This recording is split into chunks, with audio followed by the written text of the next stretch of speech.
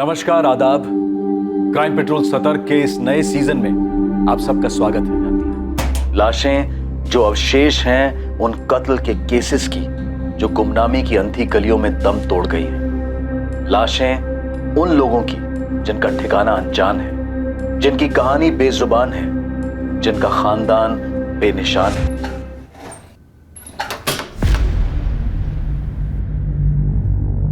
$1.5 लाख है नीलेश, गिन ले। अरे मैं क्या गिने सेठ, आप बोल रहे 1.5 तो 1.5 होंगे।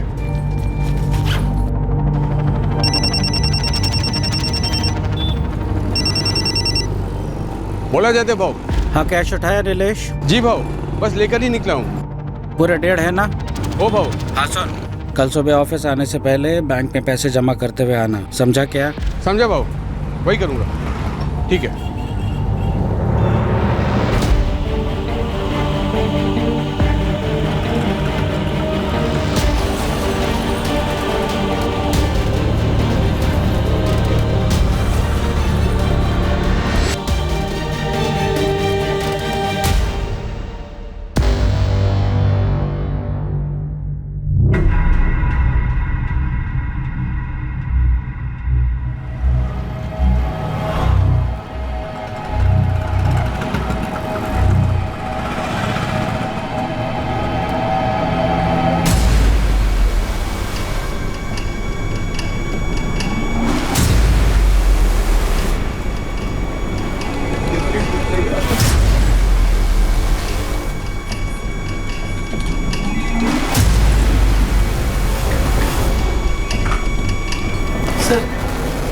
फिर आगे तो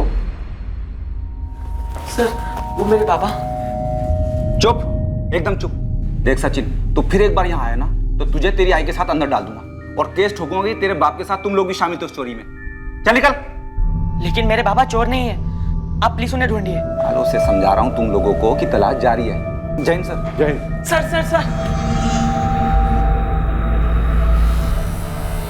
बात क्या है? सर, ये मेरे पापा है, आप प्लीज इन्हें ढूंढिए। मैटर क्या था? पुराना मैटर है साहब। 9 साल पहले इसका बाप नीलेश पाठक अपने सेठ का 1.5 लाख रुपए लेके भाग गया। ये झूठ है सर, मेरे पापा चोरी नहीं कर सकते। वो मुझसे और मेरी आई से बहुत प्यार करते हैं। आप अंदर जाइए, मैं देख लूंगा इसे। यही है इन लोगों का चक्कर। ऐसी नाटक चल रहा है सर। पहले इसकी माँ आती थी, अब 3 साल से ये आने लगा है। चल निकल। देखो क्या हो सकता है। देख लड़के, कान खोल के सुन ले। तेरे आई और तू माने या नहीं माने, लेकिन ये सच नहीं बदलेगा कि तेरा बाप चोर है। नहीं साहब। अभी तक अच्छे से बोलते आया हूँ, पर और नहीं। समझ ले सचिन, ये लास्ट वार्निंग दे रहा हूँ। तलाश का जुनून सवार था एक बेटे पर अपने पिता को ढूंढने का।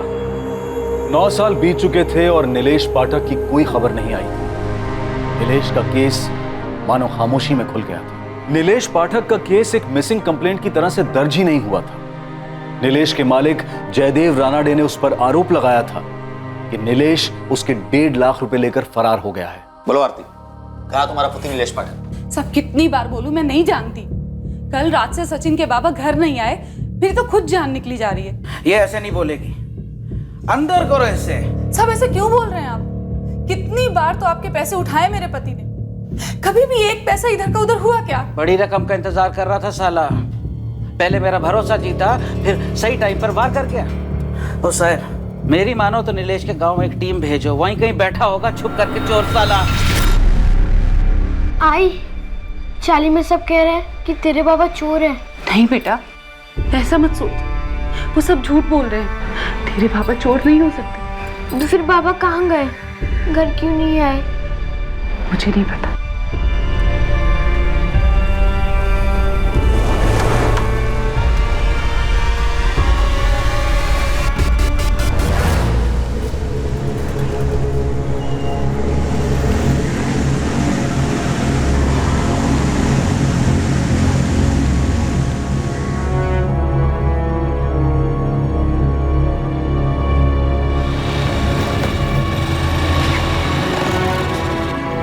गोविंद भाऊ, बन गई है आपकी बाइक, अब ठीक से चलेगी।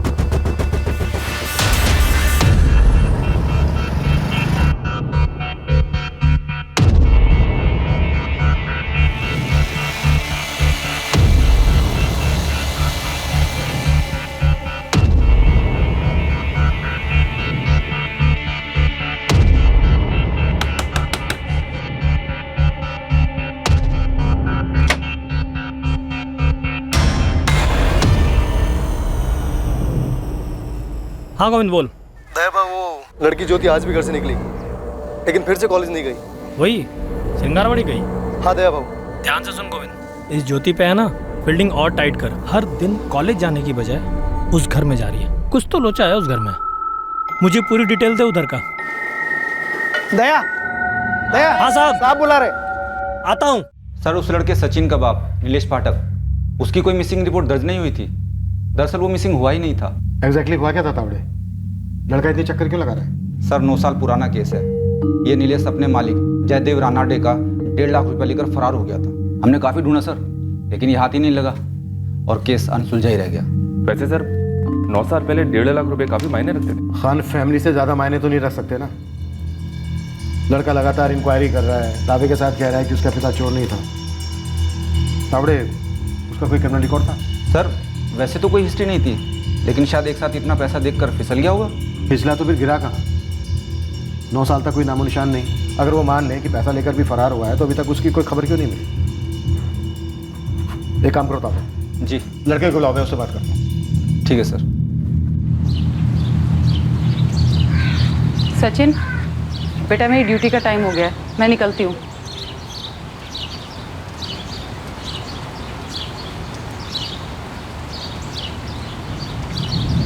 तू फिर थाने गया था? हमें भुलाना होगा उन्हें सचिन। तेरे बाबा वापस नहीं आएंगे। तो उन्हें खुद बोलने दो हमें सामने आकर। बेटा आज तक नहीं आए तो अब क्या आएंगे? आई बाबा हमें कभी नहीं बुला सकते और ना ही वो चोरी कर सकते हैं। बेटा 9 साल हो गए इस बात को, हमें उन्हें बुला देना ही बेहतर होगा। भूल जा इस बात को।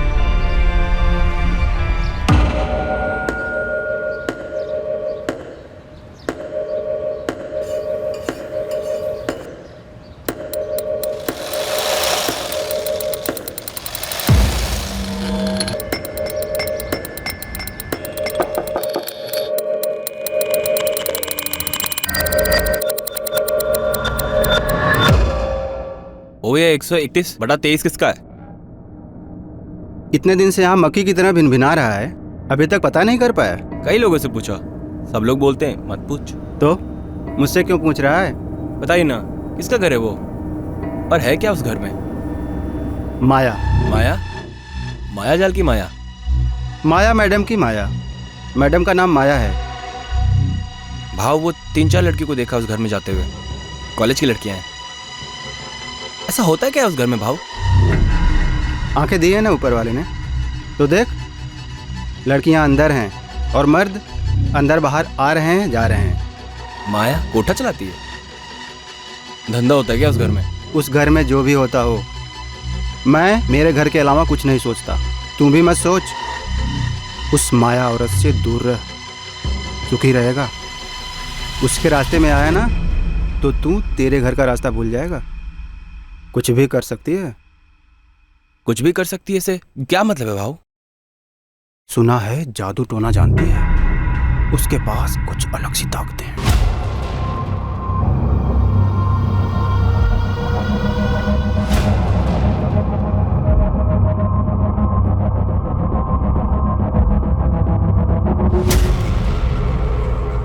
ये ज्यादा घर के बाहर बाहर नहीं जाती है, अंदर ही बैठकर झाड़ फूक तंत्र मंत्र में लगी रहती है।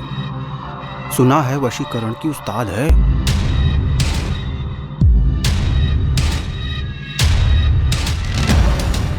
और उसी घर में लड़कियों से धंधा भी करवाती है? अब सब तो यही बोलते हैं।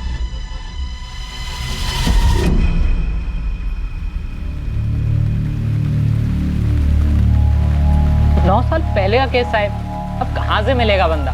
भाग गया होगा साहब पैसा लेकर।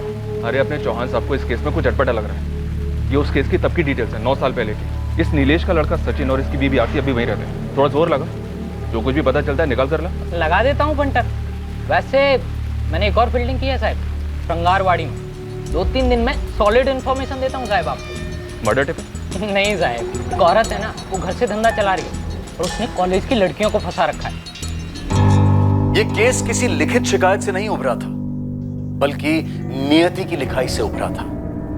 एक तरफ था बचपन और जवानी की कगार पर खड़ा एक लड़का जो पिछले 9 साल से अपने पिता को तलाश कर उन्हें बेगुनाह साबित करने की कोशिश कर रहा था, और दूसरी तरफ आकार ले रहा था माया नाम की एक महिला का केस, जिस पर वेश्यावृत्ति चलाने का आरोप था। ये दोनों ही केसेस एक ही जुर्म के जाल में बुने हुए थे, लेकिन इस जाल में एक और तीसरी कहानी भी थी, जो रहस्य की धुन से बाहर निकलकर बहुत जल्द सामने आने वाली थी। इस वक्त किसी को अंदाजा भी नहीं था कि नीलेश पाठक और माया के केस से इसका क्या वास्ता है। योगेश सुन, सारा दिन तेरा चेहरा लटका हुआ रहता है, सारा दिन काम काम काम, एक भी मिनट का ब्रेक नहीं चाहिए होता तुझे। ये तकलीफ है क्या तुझे? ऐसी कोई बात नहीं है राशिद भाई। कोई लड़की वड़की का चक्कर तो नहीं है ना? ठीक है जा, लेकिन कभी भी तुझे मुझसे कोई भी बात करनी है ना, बेझिझक तू मेरे पास आ सकता है, ठीक है? पापा तेज चलाओ, तेज, जितना तेज हो सके उतना तेज चलाओ पापा, और तेज चलाओ, और तेज। योगेश बेटा, इससे ज्यादा तेज चलेंगे तो हवा में उड़ने लगेंगे हम लोग। अरे मुझे हवा में उड़ना है, और तेज चलाओ, और तेज। देख के हाँ ये बात। पापा मुझे डर लग रहा है, इससे ऊपर नहीं। कुछ नहीं होगा मैं बेटा। हाँ, नहीं, नहीं। पकड़ के रख। हाँ। क्या किया तू? अभी लग जाती थी तेरे को। चल वापस चल। बाबू ने डर लग रहा है।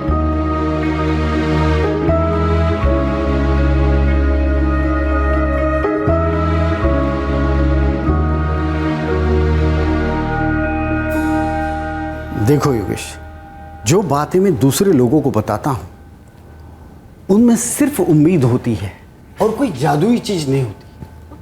फिर भी लोग तो आते हैं ना आपके पास। लोग उम्मीद लेकर आते हैं मेरे पास। मैं जो भी उनके लिए कर सकता हूं मैं करता हूं, लेकिन तुम्हारे केस में मैं सच में तुम्हें कोई मदद नहीं कर सकता। मैंने कभी तुम्हें झूठा दिलासा नहीं दिया है, आज भी नहीं दूंगा। मगर आप जानकार हैं, कुछ तो बताइए कि मैं उन्हें ढूंढ पाऊंगा या नहीं। ढूंढा उसे जाता है जो खो गया। तेरे बाबा खो नहीं गए, तेरे बाबा तुझे छोड़कर चले गए थे। यही कहा था ना तूने मुझसे? माँ, माँ, माँ, जगदीश भाई कह रहे पापा कभी नहीं लौटेंगे। सच बोल रहा है तेरा भाई। कहाँ गए पापा? हम सबसे दूर, हम सबको अकेला छोड़ के। क्यों गए हमें छोड़ के? उन्हें कोई और मिल गई है, उनके साथ चले गए। कोई और कौन? ये सब जान के हमारी तकलीफें कम नहीं हो जाएगी। नहीं, बाबा हमें छोड़ के कभी नहीं जा सकते, और बिना बताए तो कभी नहीं। मैं सब नहीं मानता। क्या वो कभी वापस आएंगे, कभी मिलेंगे? अगर वो चाहे तो। योगेश, अब तुम्हें आगे बढ़ना है, पीछे देखकर कोई फायदा नहीं है। मेरी बात मान ले, बाबा को ढूंढना बंद कर दे।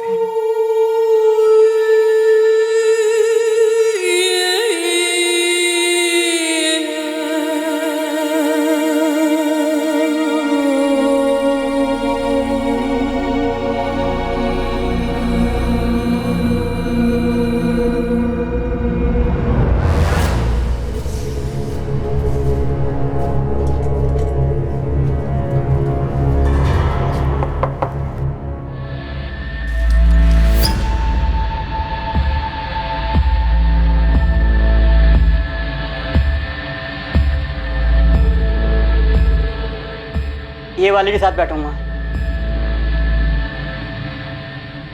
घंटे का 4000।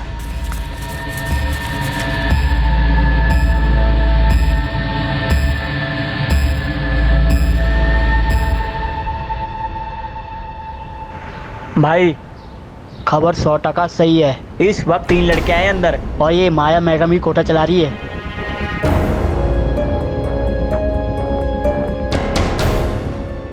तीनों इस वक्त अंदर है माया के घर में। हाँ साहब, अभी कस्टमर लोगों के साथ। अगर अभी एक्शन लिया ना तो रेड हैंड मिलेगा साहब। हाँ, टीम तैयार करो।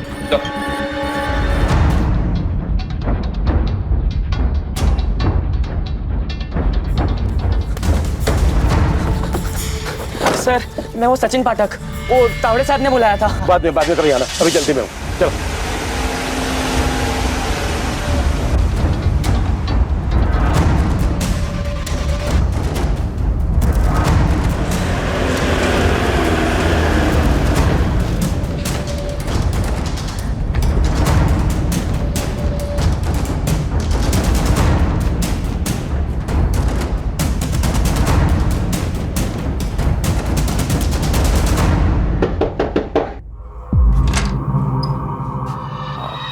माया मैडम, बोला। वो बैठना था, कोई लड़की फ्री है क्या? हाँ हाँ, अंदर आओ। अरे कौन है तुम इन लोगों को? देखो अंदर का है। एक कोना चेक करो। छोड़ो।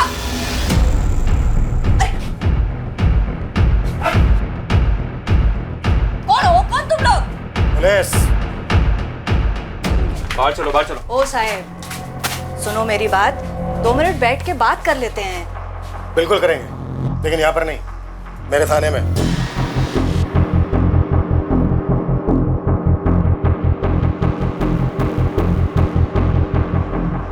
अरे साहब, इधर कुछ गलत नहीं हो रहा है। वो तीनों लड़कियां बालिग है और अपनी मर्जी से इधर बैठती है। गरीब घरों से है साहब। इन तीनों लड़कियों की डिटेल्स हैं हमारे पास। अब तुम ये बोलो कि ये धंधा अकेला चला रही थी या फिर तुम्हारा कोई जोड़ीदार भी है? ये कोई जोड़ीदार नहीं है, मैं अकेली ये धंधा संभालती है। तीनों लड़कियों का सहारा है मैं। साहब, थोड़ा सोच के।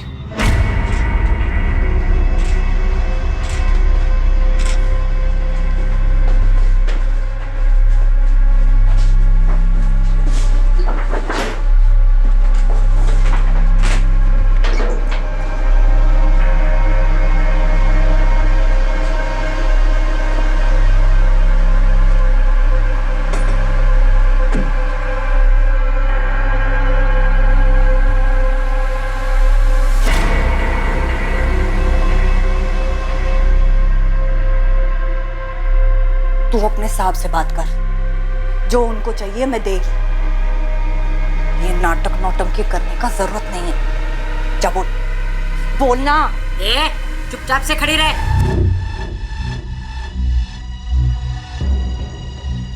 नाबालिग लड़कियों को अंदर छिपा के रखा होगा। ना। ओ माया मैडम, बंद कमरे की चाबी दो।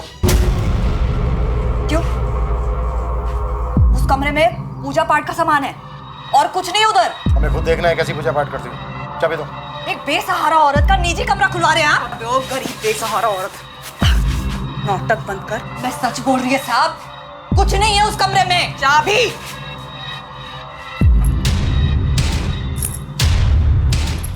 साहब, मैडम, मैं सच बोल रही हूँ, उधर कुछ नहीं है। ओ साहब, सुनो तो मेरी बात।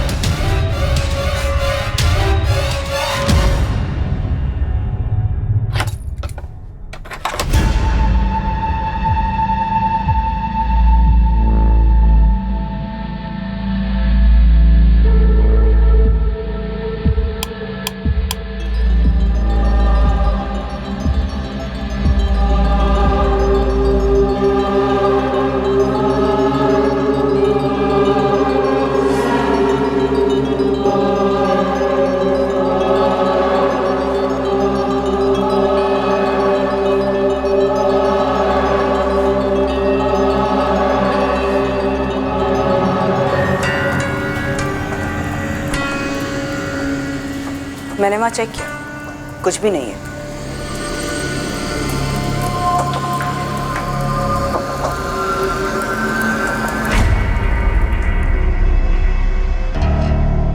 सर, ये औरत माया धंधे के अलावा जादू टोना भी करती है ऐसा लगता है।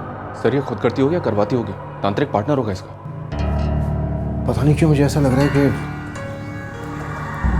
दीवारों के पीछे जरूर कुछ है। हो सकता है सर, ये माया धंधे के साथ साथ काला जादू भी कर रही है और पता नहीं क्या क्या काली करतूत छुपा रखी होगी। ये धक्का काय को देती? बैठ रही है ना। ताई सेटलमेंट करवा दो ना साहब से बात करके।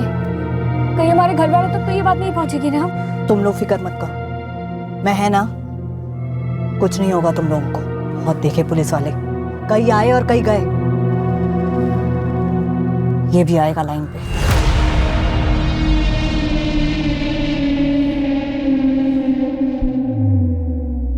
तावड़े। जी सर। अपने आदमी बुलाओ, ये दीवारें खाली करवाओ, अच्छे से चेक करो कि इनके बीच कुछ है क्या। जी सर। पद्मा, पड़ोसियों से पूछताछ करो। मुझे स्ट्रांगली डाउट हो रहा है यहाँ पे कुछ और भी होता है या फिर हुआ है। Okay sir.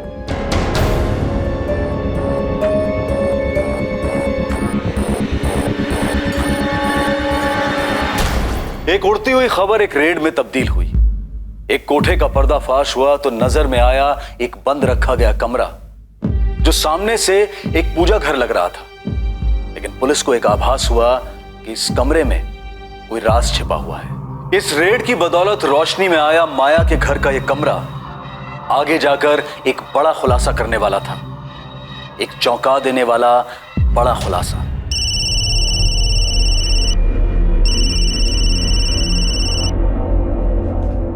बोल पुरुषोत्तम। विनोद भाऊ बहुत बुरा हुआ।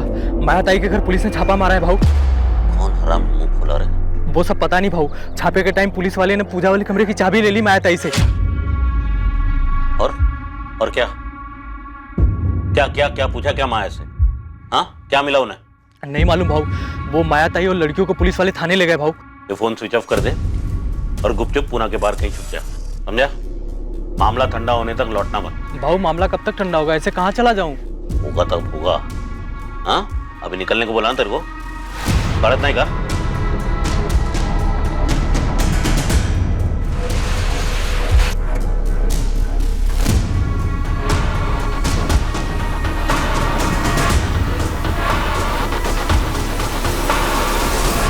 अरे मैं क्या, पूरी शिंगरवाड़ी जानती है क्या होता है उस माया के घर में। तो ये कौन सी नई बात है? सालों से चलता आया है। और सालों से श्रृंगारवाड़ी के लोगों ने कुछ नहीं किया, एक पुलिस कंप्लेन तक नहीं की।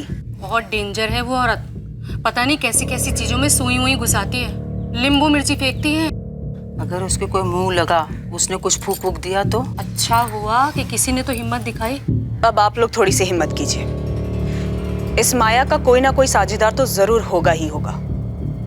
कौन है वो? उसके घर में एक आदमी आता है, विनोद भाऊ। हाँ, विनोद भाऊ बोलते हैं उसको सब। उसका पूरा नाम तो मेरे को मालूम नहीं, लेकिन वो ना उस माया का यार है, सालों से आ रहा है। माया उसके अपने पति के साथ रहती थी, तब भी आता था, अब भी आता है। दया। हाँ मैडम। मुझे इस विनोद की पूरी डिटेल चाहिए। ठीक है मैडम, आज शाम तक सारा चिट्ठा निकालता हूँ। हो साहब, सबसे पहले वो तीनों लड़कियों को छोड़ दो, उनका कोई गलती नहीं है। जगह मेरी है और धंधा भी मैं ही करती है। आपको मेरे को जितना मर्जी इधर रखने का ना, मैं रहेगी इधर। इतना तो कर सकते हो ना साहब? सर हम जानते हैं कि हम गलत काम कर रहे थे, और यकीन कीजिए सर, हम डिसेंट फैमिली से हैं और जो भी कुछ कर रहे थे मजबूरी में कर रहे थे। तुम्हारी पैसों की मजबूरी थी या किसी ने मजबूर किया तुम्हें इस काम को करने के लिए? प्लीज जाने दीजिए ना। हमारे घर वालों को तो लगता है हम कॉलेज जाते हैं, हमें शाम तक घर पहुंचना है। उन्हें किसी हालत में पता नहीं लगना चाहिए सर। आज नहीं तो कल पता लगना ही था, तो फिर आज ही सही। नहीं सर, प्लीज ऐसा मत कीजिए। तो मुझे पूरी कहानी चाहिए। तुम इस धंधे में कब और कैसे आई, माया से कैसे मिली, वहाँ और क्या क्या धंधे होते हैं, इस काम में और कितने लोग शामिल हैं, सब कुछ बोलना होगा। बोला तो ना साहब, मैं अकेली औरत है, सालों से अकेला धंधा चला रही है, विधवा है मैं। पहले मैं खुद धंधा करती थी, फिर उम्र हो गई, फिर देखा कि लड़कियां खुद सामने से चल के आ रही थी, बस शुरू कर दिया। क्या करेंगे साहब, पेट भी तो भरना है ना। और वो जादू टोना वो सब जो उस कमरे में होता है? कोई जादू टोना नहीं है उधर साहब, मैं उधर सिर्फ पूजा करती है और कुछ नहीं है उस कमरे में। कुछ नहीं है तो फिर इतना डरी हुई क्यों? ऐसा कुछ नहीं है साहब, मैं उन लड़कियों के लिए डर रही है, उनकी कोई गलती नहीं है साहब। आपको मेरे ऊपर जो चार्ज लगाना है ना वो लगाओ, मैं बैठेगी ना जेल में, बस उनको छोड़ दो।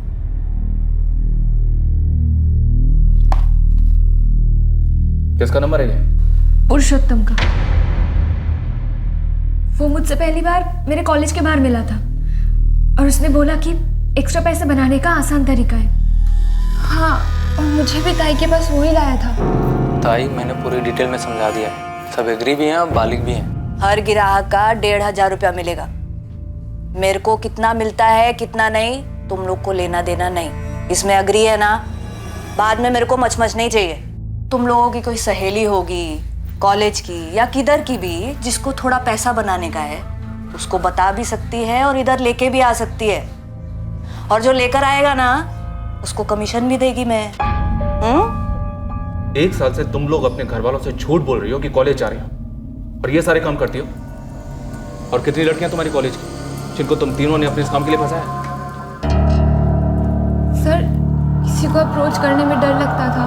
वहाँ और क्या क्या काम होते हैं, साफ साफ बोलो। सर हम वहाँ पे सुबह 10 से 6 बजे तक ही होते थे। उसके बाद वहाँ क्या होता है हम लोगों को नहीं पता है।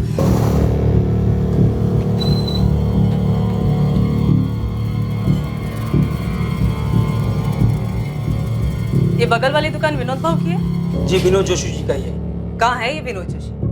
वो थोड़ी देर पहले तो थे, फिर एकदम से दुकान बंद करके चले गए थे। घर कहाँ है इसका?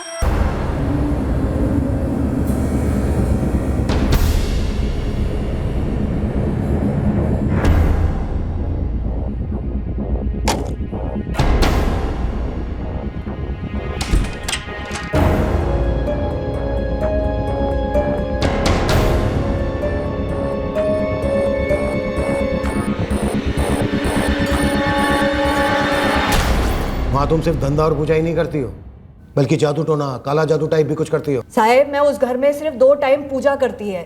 वो कब से गुनाह होने लग गया है बताइए? उस घर से हमें टोने टोटके का सामान, सुइयां, नींबू, मिर्च। अरे साहेब वो तो सब एक तांत्रिक आया था कई सालों पहले, वो छोड़ के गया था। मैं तो उस सब चीजों को छूती तक नहीं है।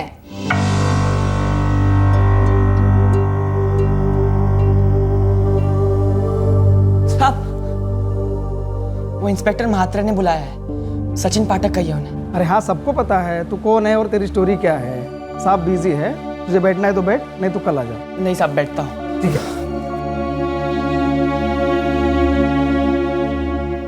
कभी नहीं, माया ने तुम्हारे सामने वो कमरा कभी नहीं खोला? नहीं सर वो कमरा तो हमेशा बंद रहता है। ये तुम्हारी मैडम माया कोई जादू टोना या झाड़ फूक वगैरह करती है क्या? क्या सर हम तो ये सब पहली बार सुन रहे हैं। हाँ मतलब ताई बड़ी धार्मिक टाइप की लगती है, टाइम टू टाइम जाप भी करती है और प्रार्थना भी करती है। ताई चाय बनाई थी आपके लिए। ठीक है उधर रख लो।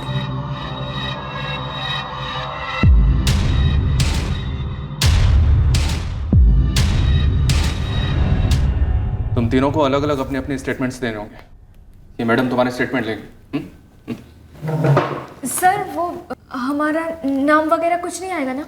हाँ सर हम प्रॉमिस भी करते हैं आज के बाद ऐसा कभी नहीं करेंगे प्लीज। ठीक है, लेकिन हमारी तहकीकात के दौरान अगर हमें कभी भी कुछ भी ऐसा पता चला जो तुम्हें मालूम था पर तुमने हमसे छुपाया, तो याद रखना तुम तीनों बुरी फंसोगे।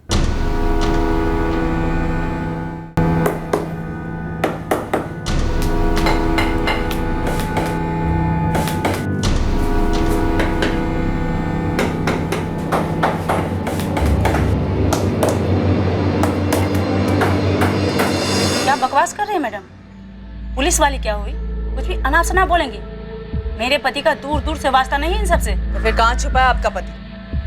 फोन क्यों स्विच ऑफ है विनोद जोशी का? मेरा पति एकदम इज्जतदार आदमी है मैडम, 20 सालों से सही तरीके से अपना काम कर रहा है। काम से गया होगा कहीं और फोन किसी कारण बंद रखा होगा।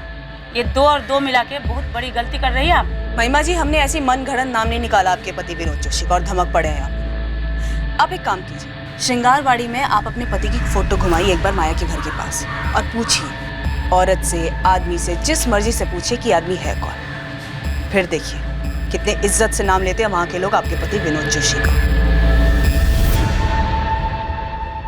साहब वो मैं सचिन पाठक, वो महात्रे साहब ने बुलाया था। वो नीलेश पाठक केस के लिए? यस सर, वो मेरे फादर है जो 7 साल पहले कुछ पैसों के साथ गायब हुआ था।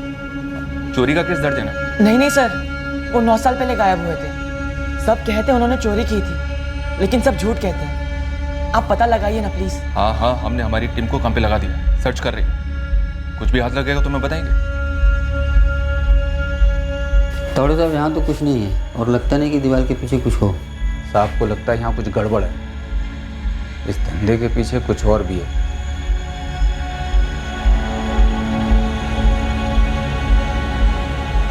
मुझे भी लगता है यहाँ कुछ तो है जो खुली आंखों से दिखाई नहीं दे रहा, लेकिन कुछ ना कुछ गड़बड़ है जरूर।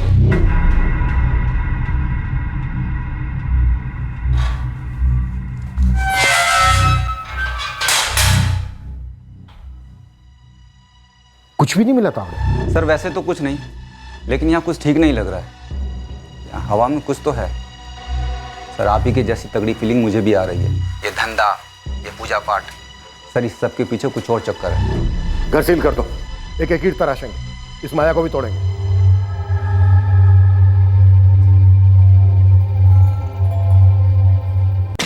दया, शंगारवाड़ी में तूने इतने दिन तक फील्डिंग लगाई, फिर विनोद जोशी और पुरुषोत्तम तेरे रडार पर कैसे नहीं आए? और अब दोनों का फोन स्विच ऑफ है। मिस्टेक हो गया साहब। और ऊपर से तुझे इस बात का भी पता नहीं चला कि माया के 2 बेटे भी हैं। क्या साहब, उसके 2 बेटे भी हैं? इतनी अहम बात अब सामने आ रही है। यही तो इस भर्ती की ताकत है। अब मेरे सामने किसी ने मुंह नहीं खोला और आप लोगों ने छापा मारा तो जानकारी की गंगा जमुना सरसर बहने लगी साहब। माया के दोनों बेटों की क्या इन्फॉर्मेशन? सब बड़ा वाला जगदीश, छोटा वाला योगेश है। माया की पड़ोसी बोली कि दोनों बेटे माया से अलग हुए हैं। अब माँ ही ऐसा धंधा करेगी तो लड़कों का क्या होगा? दिमाग तो आउट होगा ना। बस छोड़ के चले गए। कहाँ हैं अभी दोनों? बड़ा वाला जगदीश, मैंने सुना था वो हिंजवाड़ी में किधर रहता है, टूरिस्ट गाड़ी चलाता है।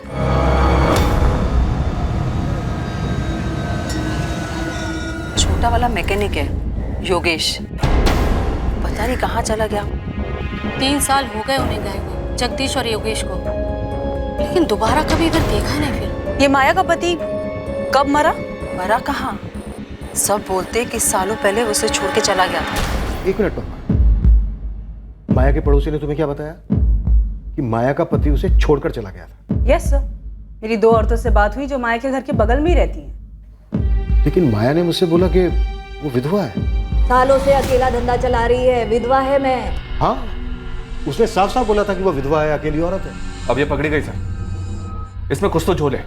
पक्का ही हमसे झूठ बोल रही है। माँ, जगदीश भाई कह रहे पापा कभी नहीं लौटेंगे। सच बोल रहा है तेरा भाई। कहाँ गए पापा? हम सबसे दूर, हम सबको अकेला छोड़े। क्यों गए हमें छोड़ के? ये सब जान के तेरे बाबा वापस नहीं आ जाने वाले, बस हमारी तकलीफें बढ़ेंगी। तो मैडम माया, तूने हमसे बोला था कि तू अकेली कोठा चलाती है? हाँ। तो ये विनोद जोशी और पुरुषोत्तम क्या करते हैं? तेरे साथ पूजा पाठ करते हैं, जादू टोना? कहाँ हैं दोनों?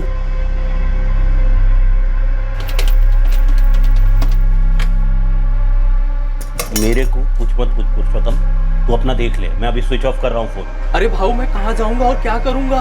अबे 3-4 महीना ना कहीं पर भी पड़ा रहे, बाद में लौटा ना, सब ठंडा हो जाए तब। धंधा वाला मामला होता तो ठंडा भी हो जाता।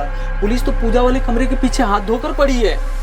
पता नहीं उन्हें क्या दिख गया वहाँ पे। ये कुछ नहीं दिखेगा उन्हें, कुछ नहीं मिलेगा, समझा ना? तू बस, तू और मैं ना उनके हाथ नहीं लगने चाहिए। 4-5 महीना गुलो जा किधर, चुप जा, तब तक माया संभाल लेगी।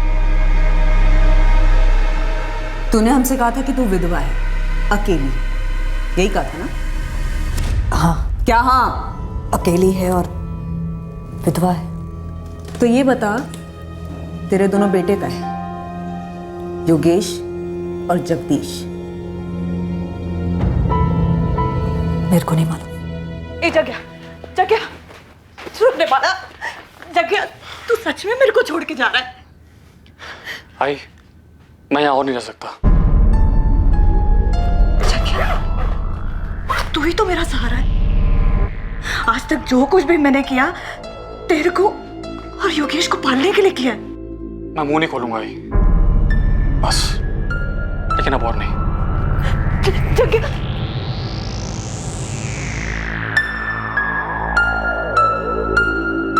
आई, मैं जा रहा हूँ। किधर जा रहा है तू? घर छोड़ के जा रहा हूँ। मुझे अपना रास्ता खुद ढूंढना है। पहले जगदीश चला गया, अब तू भी चला जाएगा तो तेरी आई के साथ कौन रहेगा? इस घर में मैं कभी दोबारा वापस नहीं आऊंगा। खून पसीना एक किया दोनों के लिए, लाज शर्म सब कुछ भुलाया, सब कुछ। लेकिन दोनों जवान बेटे अपनी आई को छोड़कर चले गए। इतने सालों में एक बार फोन करके भी नहीं पूछा। मेरे को नहीं मालूम वो लोग किधर है। तेरा पति प्रशांत भाटे कहाँ है अभी? तूने तो हमसे कहा था कि तू विधवा है, लेकिन पता है क्या, हमें पता चला वो मरा नहीं, तुझे छोड़ के गया।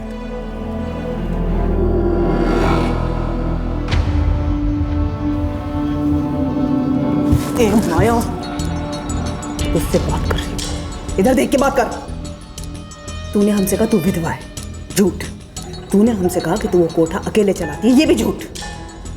अब तू ये बता कि तू उस बंद कमरे के पीछे करती क्या है, उसकी सच्चाई बता।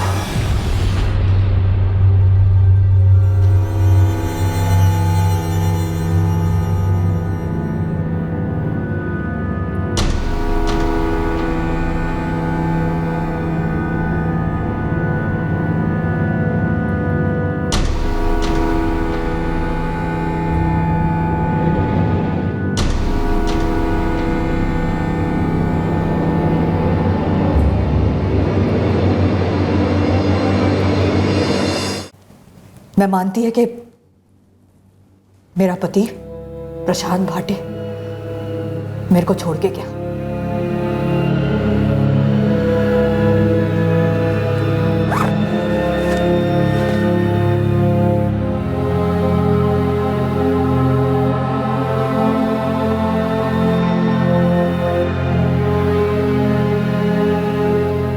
इस बात को 12-13 साल हो गए। क्यों छोड़ा उसने? वही दूसरी औरत। उसके बाद से उसकी कोई खबर नहीं, मैंने भी नहीं ली। योगेश भाटे,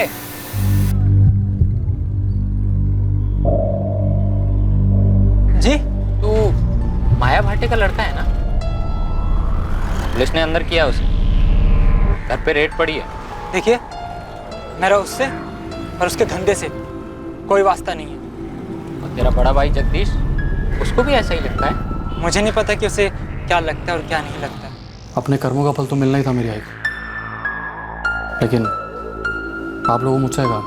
जगदीश, 10 साल पहले तुम्हारी चाली में एक बूढ़ी औरत रहती थी, दुर्गा। हाँ, दुर्गा ही रहती थी। क्या हुआ उन्हें? वो तुम्हारे बाबा प्रशांत भाटे, तुम्हारी आई माया भाटे और तुम दोनों भाइयों के बारे में सब कुछ जानती है। अंदर कर दिया उसे? अच्छा किया। जहर है वो माया भाई। दुर्गा का कि हमें लगता है कि उस घर में धंधे के अलावा भी और कुछ चल रहा था।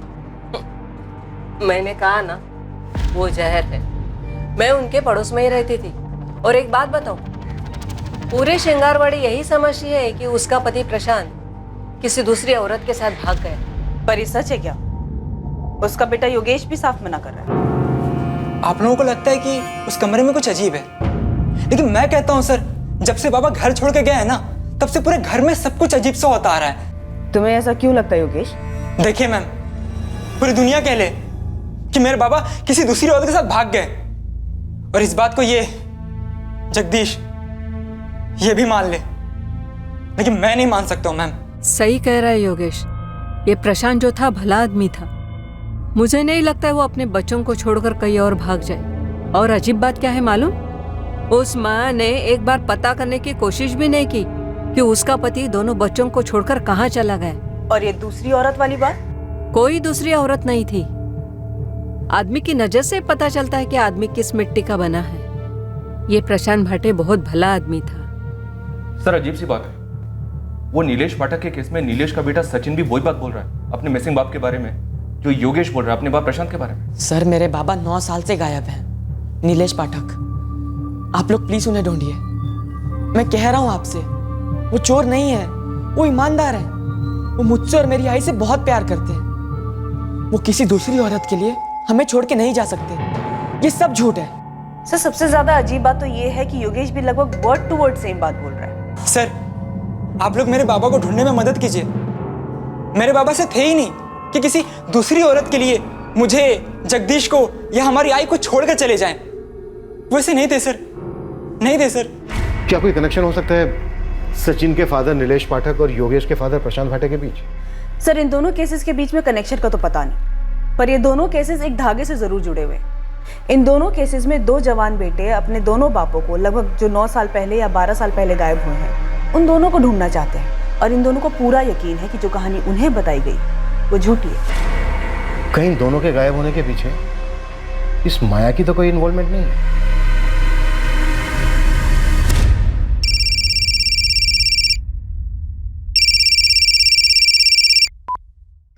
हेलो। अगर मेरा मेरा नाम नहीं आया तो मैं एक काम की बात बता सकता हूँ। तू कौन बोल रहा है? पुरुषोत्तम। ओ पुरुषोत्तम, चल बोल अब, तेरी माया ताई के घर में क्या हो रहा था और उस कमरे का सच क्या है? आप लोग बेकार में उस कमरे के पीछे पड़े हो, वहाँ कुछ नहीं मिलेगा, लेकिन मैं एक मर्डर के बारे में बता सकता हूँ। मर्डर? किसका मर्डर? किसने किया? मेरा कोई हाथ नहीं है, मैं पहले ही बोल रहा हूँ, और ये जानकारी मैं सिर्फ तब दूंगा जब तुम मुझसे वादा करो। इस केस में मेरा नाम नहीं आना चाहिए। अबे पुलिस का खबरी हूँ, कोई कोर्ट का जज नहीं। और देख, मैं तेरे को वादा सादा नहीं कर सकता, लेकिन एक बात बोल सकता कि अगर सरकारी गवाह बनेगा और पुलिस की मदद करेगा तो तेरी सजा कम हो जाएगी, वरना देख बम्बू तेरा पक्का है। ज्यादा मत सोच, क्योंकि इसके सिवा तेरे पास कोई चारा नहीं है। अब जल्दी से बता दे, किसका मर्डर किसने किया? वो क्यों चले गए? वो हमें ऐसे छोड़कर नहीं जा सकते। अगर छोड़कर गए भी हों तो ऐसे बिना कुछ बताए क्यों गए?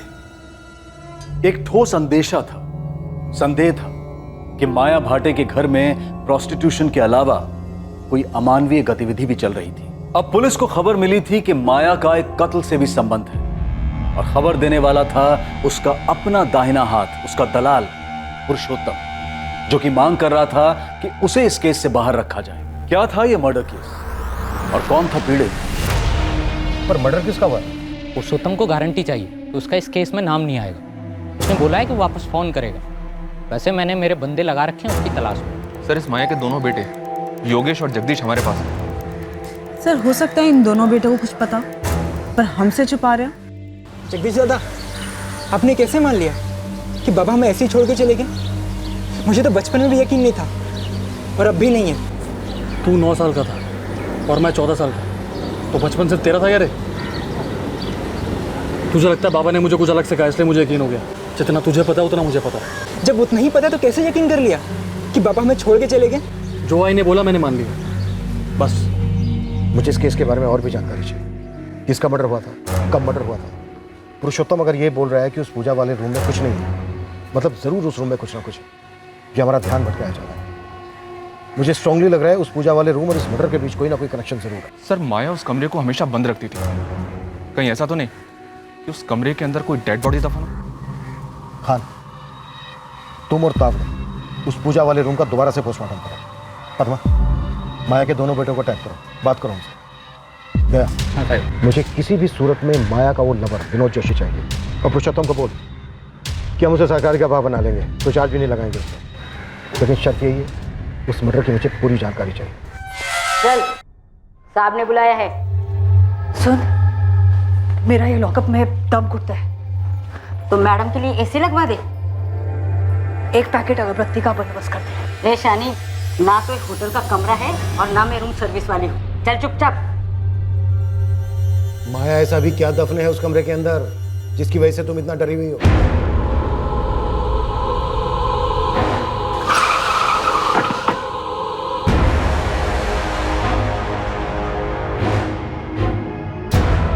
तावड़े सर, इस कमरे की हर दीवार का 1-1 इंच बाहर निकाल कर देखना है। 100% अंदर कुछ है। सर, लाश? चलो काम पे लग जाओ। जी सर।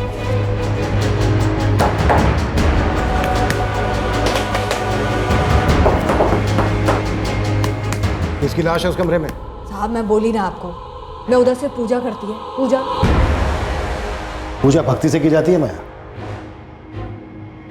और तुम डर की वजह से पूजा करती हो। किस चीज का डर है? किसको मार डाला तुमने जिसका डर तुम्हें ये सता रहा है कि वो कहीं भूत बन के तुम्हारे सामने ना आ जाए?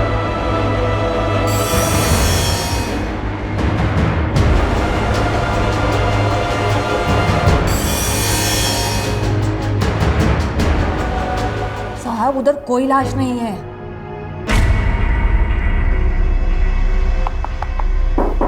एक मिनट, एक मिनट। ए, तावड़े इधर सर। ये सुन जरा। हाँ सर, कुछ हो सकता है। दीवार को तोड़ो।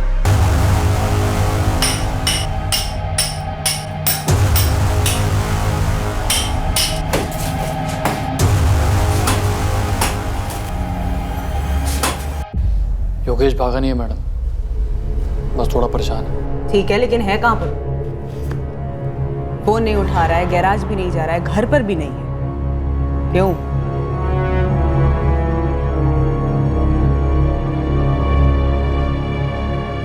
दरअसल जब वो 9 साल का था तब से ऐसे ही गुमसुम रहता है, और बाबा के जाने के बाद वो बहुत शांत हो गया। तुम पर कोई असर नहीं हुआ? हुआ मैडम, लेकिन हर कोई अलग होता है। सचिन पाठक को जानते हो तुम? नहीं, कौन है? तुम्हारे छोटे भाई योगेश जैसा ही है, गुमसुम, परेशान। और अजीब बात पता है क्या है? उसके बाबा भी कई सालों पहले ऐसे ही गायब हुए थे। नीलेश पाठक नाम है। ये नाम कभी सुना है? नहीं मैडम, ये नाम कभी नहीं सुना। सचिन पाठक या नीलेश पाठक, इत्तेफाक भी तो हो सकता है ना मैडम। कितने लोग यूं ही गायब हो जाते हैं इस दुनिया में। ये बात भी है। अच्छा जगदीश, एक बात बताओ, तुम्हारी माँ माया ने किसका मर्डर किया था? ये क्या बोल रही हैं आप? 3 साल पहले तुमने घर छोड़ा, ऐसा तुम्हारी माँ माया ने बताया। हाँ तो? उसके बाद तुम्हारे छोटे भाई योगेश ने घर छोड़ा। जी, लेकिन क्या? तुम दोनों भाई जानते थे ना उस घर में कुछ चल रहा है? मैडम, हमें तो बस आई के वही धंधे से दिक्कत थी, उसके अलावा हमें कुछ नहीं पता। वैसे जब बाबा हमारे साथ थे तब भी ये सब करती थी। तुम्हारे बाबा भी इन सब में शामिल थे?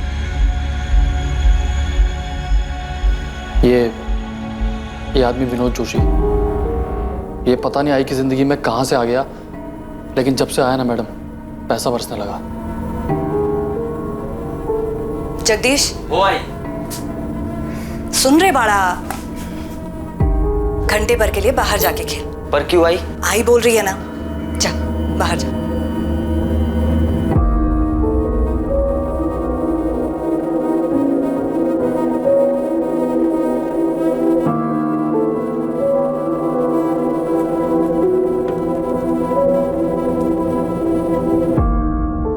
अरे जगह वो ठीक है, आइसक्रीम खा। हाँ, चॉकलेट वाला। बाबा कारपेंटर का काम करते थे। दोपहर में आई के पास अलग अलग लोग आते थे। ये समझने में ज़्यादा देर नहीं लगी कि क्यों आते थे और वहाँ क्या होता था।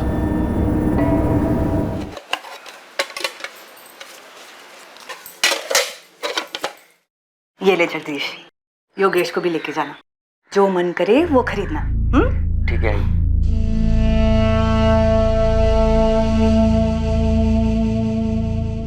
हम बच्चे थे, नई नई चीज़ें खरीदना अच्छा लगता था। योगेश और छोटा था, ना ही उसे कुछ समझ में आता था, ना ही कुछ पता चलता था। मैंने भी उसे कभी समझाने की कोशिश नहीं की। किसी भी बच्चे के लिए आसान नहीं होता है ये जानना कि उसकी माँ धंधा करती है।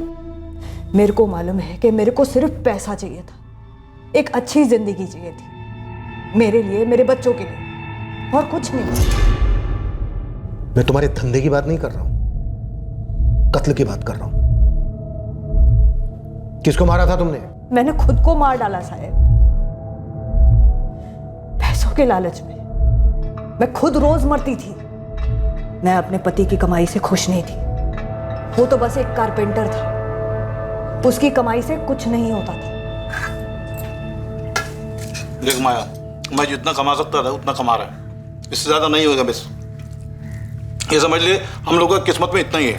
पढ़ी लिखी नहीं है लेकिन इतना जानती है, गरीब पैदा होना किस्मत की बात है, लेकिन गरीब मरना बेवकूफी। तो ये भी जानती होगी ना, ये जितना चादर होता है उतना ही पैर फैलाना चाहिए। शादी के टाइम पे एक दूसरे का औकात बराबर से मालूम था ना हम लोग को। तो क्या औकात बदला नहीं जा सकता? जितना कमाता हूं उतना ही है, नहीं हो पाएगा उससे ज्यादा मेरे से। और ये फालतू का ना सपना देखना बंद कर दो। मैं नहीं छोड़ पाई अपने सपनों को। सपने देखना कैसे छोड़ सकता है कोई? मेरी विनोद से मुलाकात हुई, वैसे भी मैं अपने पति से दूर जा रही थी। मेरी विनोद से नजदीकियां बढ़ी और पैसों से भी। क्या बकवास कर रहा है? पागल हो गया है क्या? क्या रे, इतना क्या फड़फड़ा रही है तू? हाँ, ये देख, ठंडे दिमाग से सोच। जो तेरे मेरे बीच में है, जो तेरे और प्रशांत के बीच में, वही तो करने को बोल रहा हूँ तेरे को। विनोद, मेरे साथ ऐसी बात करने का नहीं। निकल इधर से।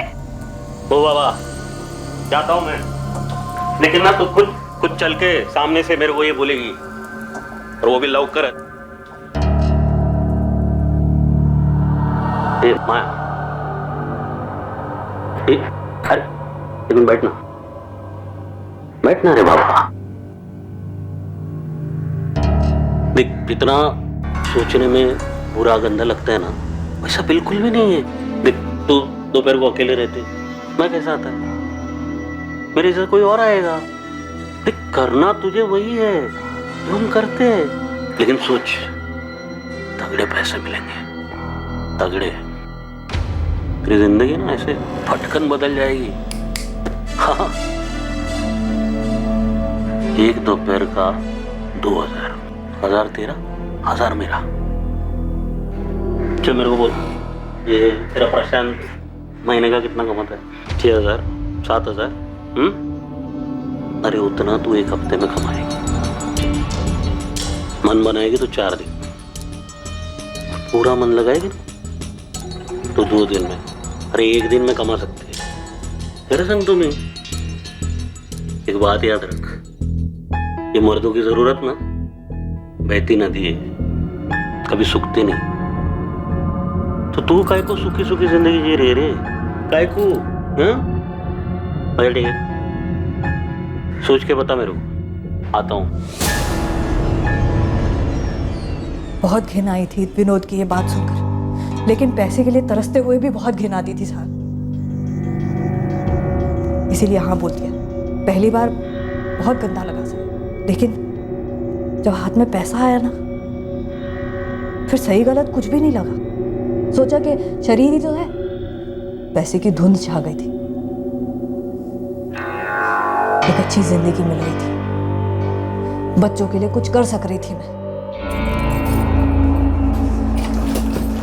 बच्चे लोग रोज बाहर का खा रहे हैं, नए नए सामान खरीद रहे हैं। जगदीश बोला तुमने पैसा दिया उन लोग को? हाँ, मैंने दी। किधर से दिया? पेड़ लगा दे पैसे का? मैंने कमाए हैं। किधर से कमाए? कमाए बोले तो किधर से कमाया? मैं क्या पूछ रहा हूँ, किधर से कमाया माया? शरीर बेचती है अपना, सोती है लोगों के साथ। शरीर मेरा है, मैं बच्चों को वो दे रही है जो तू अपने अगले जन्म में भी अपनी कमाई के साथ नहीं दे सकता। बच्चे लोग को मालूम है कि उसकी माँ क्या है? बोला बच्चे लोग को तूने? नहीं, वो स्कूल में होते हैं और तू काम पे, दोपहर में आते हैं लोग। तेरे को क्या लग रहा है तू बहुत बड़ा पुण्य का काम कर रही है? पुण्य और पाप से जिंदगी चलती है, पेट भरता है उससे। जिंदगी जिंदा लोगों की होती है और तू लाश है, घटिया सड़ी हुई लाश। पर मेरी ही चिता पर तो पक रही है ना रोटी। बस मैं तो यही जानती। प्रशांत ने रोज दारू पीना शुरू कर दिया, वो ये सच्चाई सहन नहीं कर पाया, और एक रात हम सबको छोड़कर चला गया। मेरे को पता था कि वो वापस नहीं लौटेगा। मैंने ये सच्चाई मान ली थी। मैंने प्रशांत से कभी झूठ नहीं बोला, और आप लोगों से भी नहीं बोल रही है सर, मैं सच बोल रही है। मैंने कोई खून वून नहीं किया है। माया, अभी तक तुमने हमें अपनी जिंदगी की सच्चाई बताई, उस कत्ल की नहीं। हमें उस कत्ल की सच्चाई चाहिए। जगदीश, तुम अभी कुछ छुपा रहे हो। मुझे मालूम है कि तुम जानते हो कि तुम्हारी माँ ने किसका कत्ल किया। किसी का नहीं। तो फिर उस बंद दरवाजे के पीछे, जिसे तुम्हारी माँ पूजा का कमरा कहती थी, किसकी लाश दफन है? किसी की भी लाश नहीं हुआ।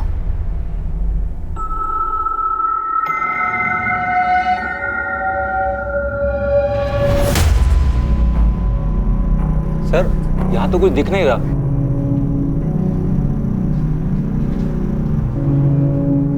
तो फिर है कहाँ?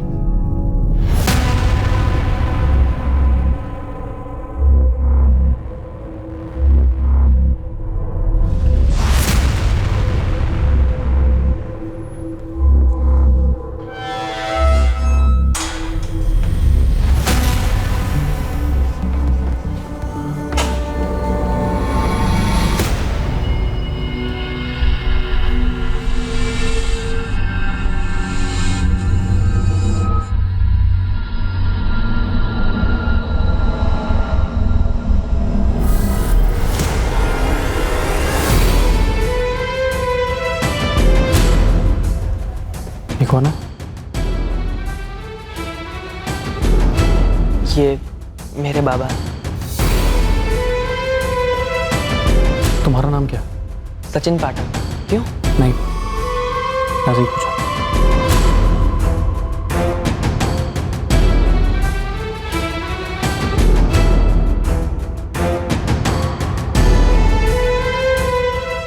सचिन पाठक को जानते हो तुम? नहीं, कौन है? उसके बाबा भी कई सालों पहले ऐसे ही गायब हुए थे। नीलेश पाठक नाम है। ये नाम कभी सुना है? मेरे बाबा हैं। जब दिल अपराध बोध में डूबा होता है तब घृणा अपने कुकर्मों से नहीं बल्कि खुद से होती है। माया के घर में कुछ छुपा जरूर था जो पुलिस के हाथ नहीं लगा था, लेकिन वहां जो था उसके बारे में कई लोग जानते थे और अच्छी तरह से जानते थे। एक अजीब इत्तेफाक कहिए, एक एक्सीडेंट कहिए या नियति का लिखा कहिए, जो भी कहिए, पर इस आम से दिखने वाले एक अवैध कोठे पर हुई इस साधारण सी रेड की वजह से कई असाधारण सच्चाइयां उभरने वाली थीं जो कि सालों से खामोशी के कफन में दफन थी।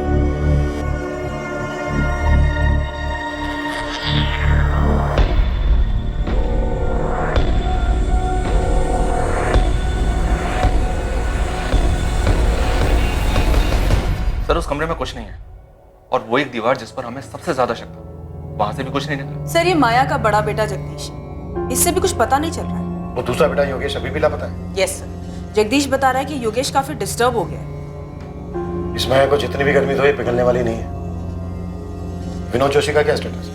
हमारी टीम और दया के लड़के दोनों लगे हुए हैं, पूरे शहर में अलर्ट इशू किया। और पुरुषोत्तम वो अभी तक सामने क्यों नहीं आया? उसने दया से कहा था कि शाम को फोन करेगा, लेकिन सर अभी तक फोन किया नहीं उसने।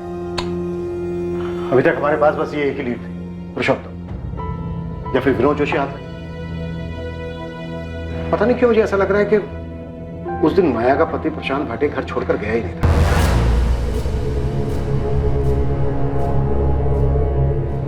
12 साल हो गए, 12 साल से लेकर आज तक उसकी कोई खबर नहीं है।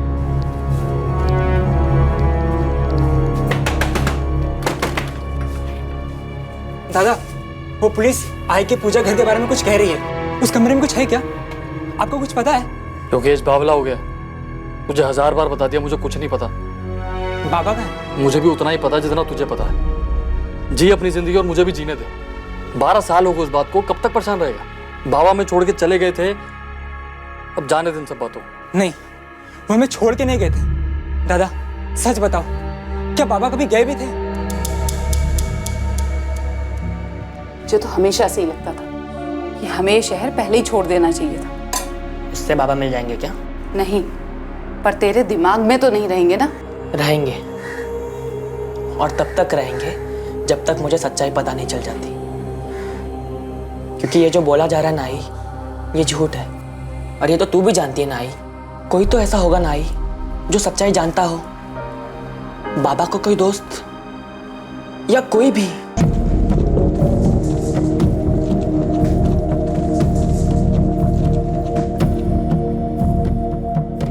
योगेश बाबा हमें खुद छोड़ के चले गए थे, वो है कहीं? ये सब तेरे दिमाग का वहम है। कोई वहम नहीं है, मुझे अब पक्का यकीन है कि आई ने ना बाबा को मार डाला। और उस कमरे में ना जरूर कुछ है। उस कमरे में कुछ नहीं है। तू एक काम कर, उस कमरे में ढूंढ, पूरे घर में ढूंढ, पूरी दुनिया में ढूंढ, लेकिन दोबारा मेरे पास दुखड़ा लेकर मत आइयो। वैसे जिंदगी खराब है, तू जा यार।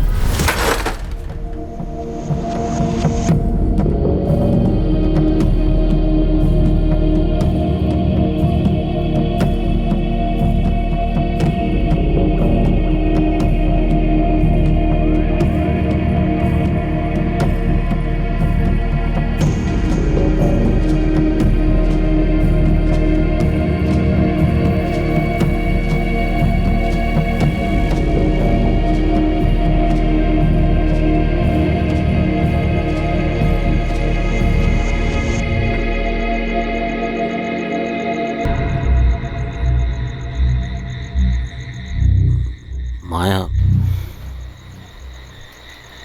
तेरे को डर नहीं लगता?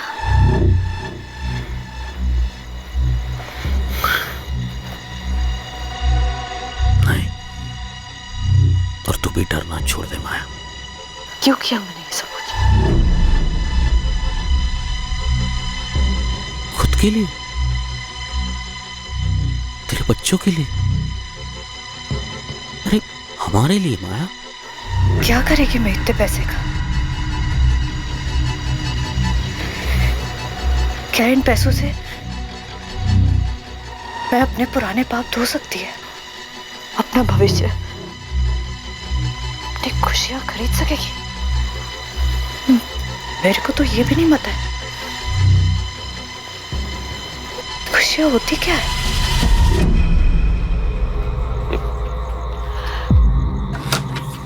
माया,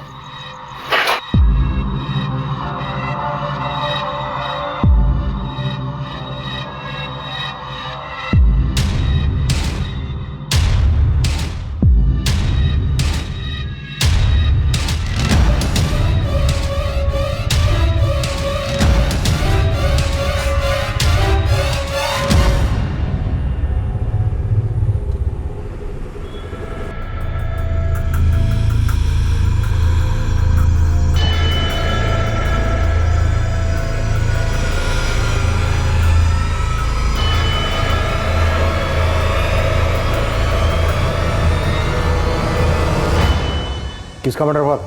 मुझे नहीं पता साहब, मैं तो उसका थोबड़ा भी नहीं देखा था साहब। मैंने सिर्फ उसकी लाश ठिकाने लगाने में मदद की थी साहब। कब की बात है ये? कई साल हो गए साहब, याद नहीं। लाश कहाँ ठिकाने लगाई थी? वो जंगल में साहब। कौन से जंगल? कातरज के जंगल में। मैं उन दिनों विनोद भाऊ का टेम्पो चलाता था। एक रात को उन्होंने मुझे माया ताई के घर बुलाया वो।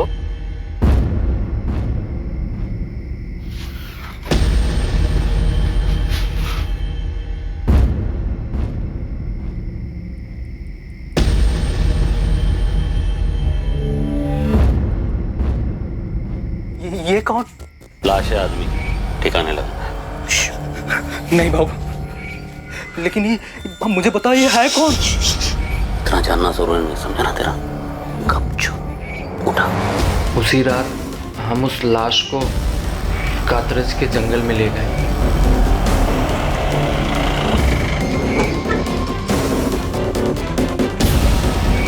मुझे बस इतना ही मालूम है साहब, बाकी सारी बातें वो दोनों जानते हैं, विनोद भाऊ और माया ताई। मर्डर किसका हुआ है अगर यही नहीं पता चला तो तेरी टिप खोटी है ना, कोई मतलब नहीं है उसका। जगदीश जानता है साहब। क्या जानता है जगदीश? वो जानता है मर्डर हुआ था, तो ये भी जानता होगा किसका हुआ था। लेकिन भाऊ मुझे बताइए ये है कौन? ये सब कैसे हुआ? बहुत पूछने लगा बे तू, हाँ? इतना जानना जरूरी नहीं, समझा ना तेरा? गपचूप उठा। जगदीश वही था, उसने शायद खून होते हुए देखा हो साहब। और तेरा ये विनोद भाव कहाँ मिलेगा सर? पूर्वी लॉज। हो सकता है पुरुषोत्तम झूठ बोल रहा हूँ, फिर भी एक चांस दे। पूर्वी लॉज से विनोद को उठाओ और कातरज पुलिस से बात करो। मैं जगदीश और माया इनसे दोबारा बात करता हूँ। खान इतना तो पक्का है कि उस घर का कुछ ना कुछ अतीत है। ताला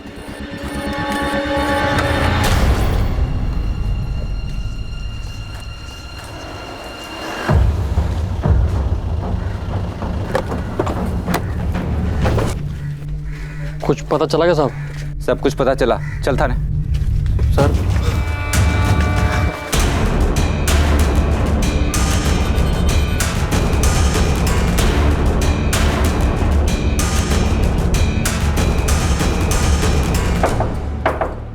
रूम सर्विस।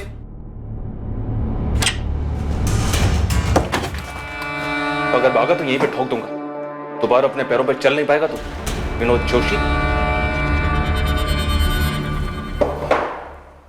माया, तुम्हारे पति प्रशांत भाटिया ने कभी घर छोड़ा ही नहीं था, है ना? वैसे कातरज के जंगलों में हम उस लाश की तलाश कर रहे हैं। भूतों से डर लगता है ना तुम्हें? हमें भी लगा तुम्हारे घर में अजीब, ऐसे लगा जैसे कोई भटकती आत्मा हो। नाराज सी। तुम्हारा खेल अब खत्म हो गया है माया। पुरुषोत्तम ने सब कुछ बोलती है, विनोद जोशी को अरेस्ट कर लिया और हमें यह भी पता चल गया है कि तुम्हारा बेटा जगदीश उस कत्ल का गवाह है, उसको भी उठा लिया। साहब, जगदीश उस टाइम बच्चा था, उसने कुछ नहीं किया, उसको छोड़ दो साहब। तुमने और विनोद जोशी ने मिलकर मारा ना प्रशांत भाटे को? नहीं साहब। ठीक है, पुरुषोत्तम और विनोद जोशी के साथ अब हम जगदीश को भी तोड़ेंगे। साहब मैं सच बोल रही है कि तुमने और विनोद जोशी ने मिलकर प्रशांत भाटे को मारा? नहीं। सच चाहिए मुझे माया, सिर्फ सच। वो प्रशांत नहीं था, वो मेरा एक ग्राहक था। उसका नाम मेरे को नहीं मालूम। देख विनोद जोशी, माया एक औरत है, इसलिए अभी तक हमने सख्ती दिखाई नहीं उसके साथ, लेकिन तेरा नसीब ऐसा नहीं होगा, समझा? मैंने कुछ नहीं किया साहब, सच बता रहा हूँ मैं। ये जो भी खुनमुन जो भी हुआ है आप बता रहे हैं, वो सब पूरा का पूरा माया ने किया। अच्छा, प्रॉफिट आधा आधा करेगा, लेकिन जुर्म पूरा का पूरा उसके सर पे डालेगा? नहीं, मैं सही बता रहा हूँ सब। मैं उस आदमी को जानता तक नहीं था, उसको मारूंगा क्यों? पुरुषोत्तम ने बताया कि तू भी उनके साथ था। तूने देखा था वो? खूनों भी देखा था। कौन था वो आदमी? प्रशांत भाटे, तेरा बाप? नाम नहीं मालूम, लेकिन वो चेहरा मैं कभी भूल नहीं सकता। मैडम बता रही थी कि कोई सचिन पाठक है जो अपने बाप को ढूंढ रहा है। उसके बारे में क्यों पूछ रहा था? जिसको मारा गया था वो वही था।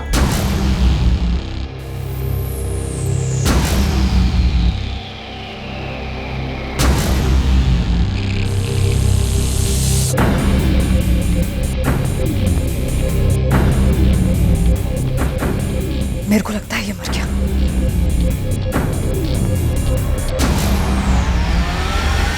वो आदमी सचिन का बाप नीलेश पाठक था? नाम नहीं मालूम। तो तुझे कैसे पता वो सचिन का बाप था? सचिन के हाथ में उसके बाप की तस्वीर देखी थी, वही चेहरा जो रोज रात को मैं ना चाहते हुए भी देखता हूँ। मेरी आई भी देखती होगी। इस पैसों के लालच ने पहले मेरे को मारा,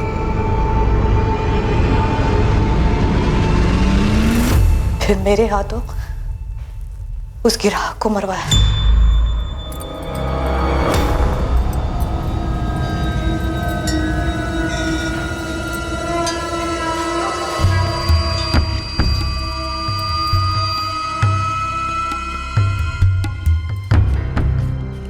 ओहो, क्या बात है बाबू, बैंक वैंक लूट कर आए हो क्या?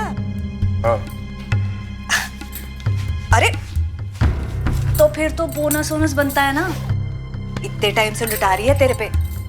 5,000 तो निकाल उस बंडल से। 2,000 भी तेरे औकात के हिसाब से बहुत ज्यादा। औकात की बात करता है? औकात? अब तो मैं 5,000 ही लेगी। देख, छोड़। क्या करेगी तू? छोड़। साली क्या साली?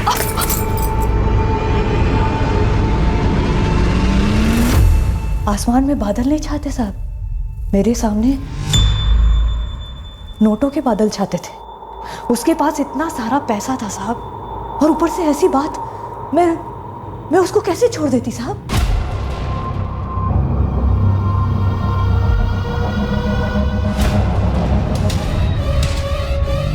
ये क्या बात संभाल अपने को। देख, तुझे तेरी आई की मदद करनी है, समझ लगा है? ये खून साफ करना है, समझ ला ना? आईची मदद करायची। योगेश घर आया उस दिन, उसे कुछ मालूम नहीं था। फिर रात को पुरुषोत्तम आया, वो लोग लाश को जंगल में ले गए। योगेश तब सो रहा था। बहुत पछतावा होता है साहब, धन घिन सब आती है,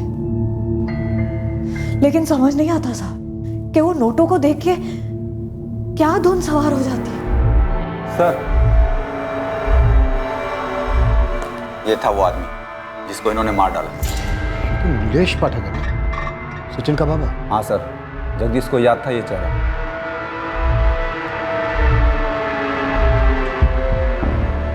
ये था ना वो?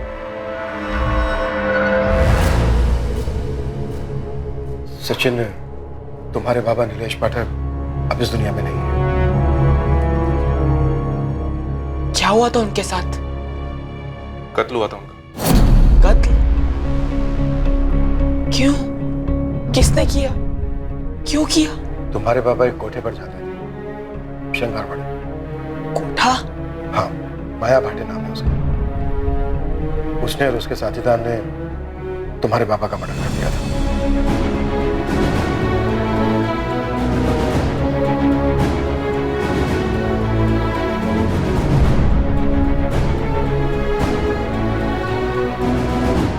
सचिन का पिता नीलेश पाठक 21 जून 2009 को अपने साथ एक 1.5 लाख की कलेक्शन कर अपने घर लौटने से पहले माया के घर गया था। नीलेश को उस दिन कोई अंदाजा नहीं था कि वो फिर अपने घर कभी नहीं लौटेगा।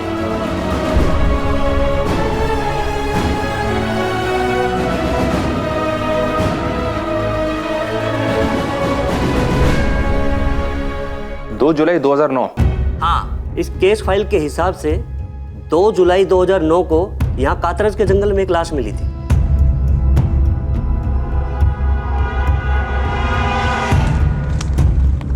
उस लावारिस लाश का अंतिम संस्कार कर दिया गया। इस केस के इन्वेस्टिगेशन ऑफिसर 3 साल पहले रिटायर्ड हुए।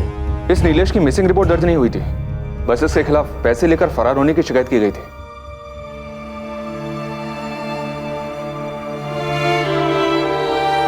बाबा चोर नहीं थे, उनका मर्डर हुआ था उसी रात। कैसे? एक युवक की 9 साल की तलाश अपने पिता के लिए एक दर्द भरी असलियत के खुलासे से खत्म हुई। पुलिस का इंट्यूशन कहिए, अंदेशा कहिए, लेकिन उस पूजा घर को लेकर संदेह की वजह से पुलिस सचिन के पिता नीलेश पाठक की हकीकत जान पाई, और वो भी पूरे 9 साल के बाद। लेकिन इत्तेफाक और आभास का यह सिलसिला अभी खत्म होने से काफी दूर था। गड़े मुर्दे और भी थे। नीलेश के मर्डर के वक्त जगदीश नाबालिग था, पर जुर्म में तो शामिल था। नीलेश का हमें बर्थ सर्टिफिकेट निकलवाना होगा, उसकी एज के साथ रिपोर्ट फाइल करनी होगी। कोर्ट को डिसाइड करने दो। और सर, वो कमरा? हाँ, वो कमरा। सर, अभी भी लगता है कुछ अधूरा है, कुछ बाकी है जिसका पता लगाना है। ये पुरुषोत्तम पूरी बात नहीं बोल रहा। और तुम लोगों को तो वहां कोई लाश नहीं मिली। लेकिन सर, माया को जो इतना डर लगा रहता है, क्या वो डर सिर्फ एक अजनबी को लेकर या सिर्फ एक ग्राहक को लेकर हो सकता है? प्रशांत भाटे, उसका पति, जो कभी घर लौटा ही नहीं।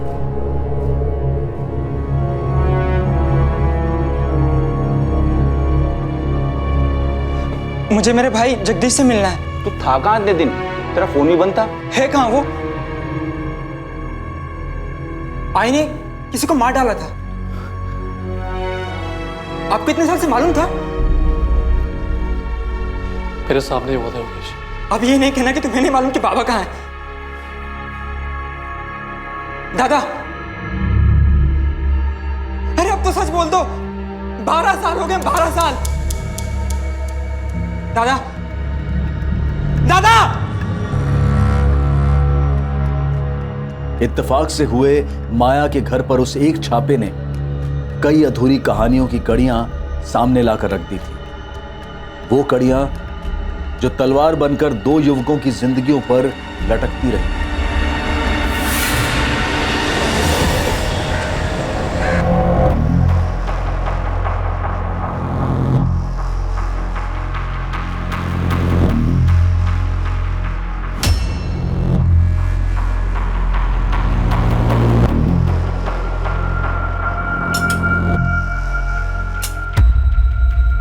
आखिरकार योगेश का बड़ा भाई जगदीश टूटा। वो उस राज को अपने अंदर और नहीं रख पाया जिसने सालों से उसे और उसके ज़मीर को बंदी बना रखा था।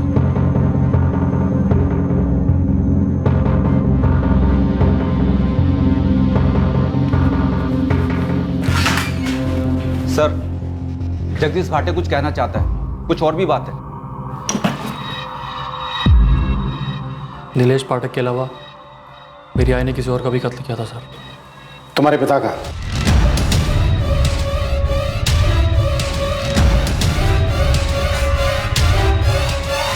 माया, तुम्हारे बेटे जगदीश ने सब कुछ सच सच बता दिया।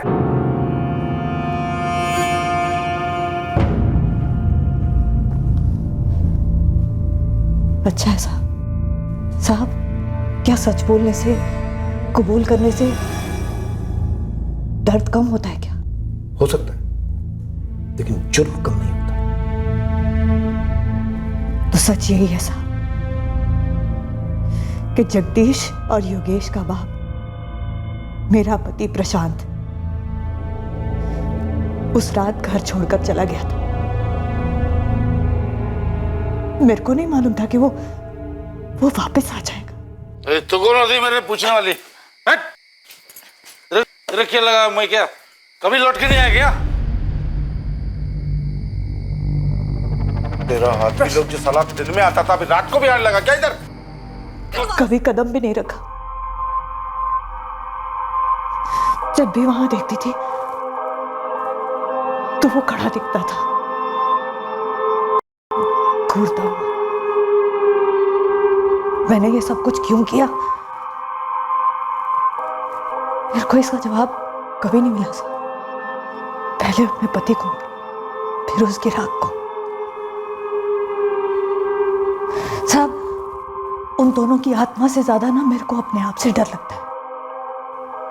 क्या मैं किसी और को भी मार देगी क्या? मेरे जीते जी ना ये डर जाने वाला नहीं है साहब, ये मेरे को मालूम पड़ गया।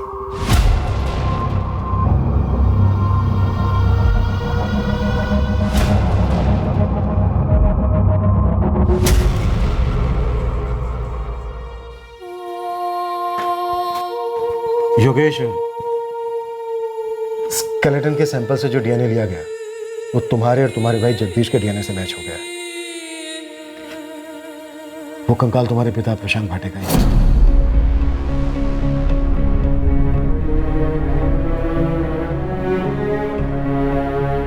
मुझे मालूम था सर, मेरे बाबा मुझे कभी ऐसे छोड़ के नहीं जा सकते थे। जगदीश पर लगे चार्जेस में इस बात का ध्यान रखा गया था कि दोनों मर्डर्स के वक्त वो नाबालिग था। विनोद जोशी और माया भाटे पर आईपीसी की धारा 302 का चार्ज लगाया गया है। 2006 में प्रशांत भाटे के कत्ल के लिए और 2009 में नीलेश पाठक के कत्ल के लिए। साथ ही दोनों पर आईपीसी की धारा 201 भी लागू की गई है, सबूतों को मिटाने के जुर्म।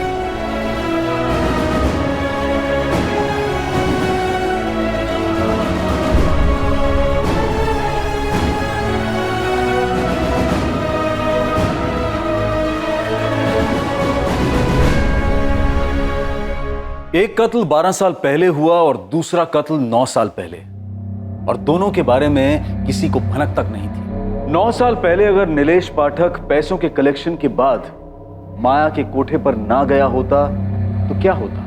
12 साल पहले अगर माया का पति प्रशांत उस रात घर ना लौटा होता तो क्या होता? आने वाला खतरा अदृश्य होता है, लेकिन जब कोई जुर्म के साए में डेरा डाले तो वो खतरे के साए से दूर कैसे रह सकता है भला? माया ने अपने ही हाथों अपने जमीर की सुई तोड़ी थी।